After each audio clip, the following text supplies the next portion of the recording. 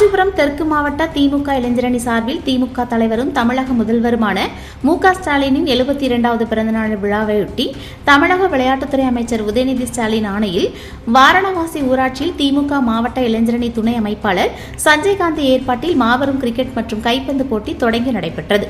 இந்நிகழ்வில் மாநில இளைஞரணி துணை அமைப்பாளர் அப்துல் மாலை தலைமையில் உத்தரமேரு சட்டமன்ற உறுப்பினர் சுந்தர் பங்கேற்று போட்டிகளில் வெற்றி பெற்றவர்களுக்கு பரிசுகளை வழங்கினார்.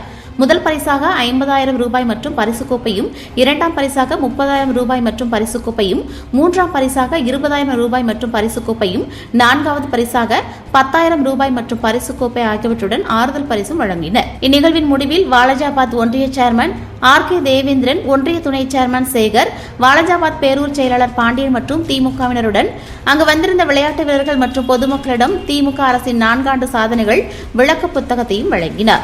இந்நிகழ்வில் வாலாஜாபாத் பேரூர் இளைஞரணி செயலாளர் சுகுமாரன், பேரூராட்சி துணைத் தலைவர் ஏ.வி. சுரேஷ், ஐயம்பேட்டை ஒன்றிய கவுன்சிலர் சுந்தரமூர்த்தி, ஒன்றிய இளைஞரணி துணை செயலாளர் எஸ்.எஸ்.கே. சத்யா, குன்னவாக்கம் தலைவர் குப்புசாமி மற்றும் மாவட்ட ஒன்றிய பேரூர் கிளை திமுக நிர்வாகிகள் பங்கேற்றனர்.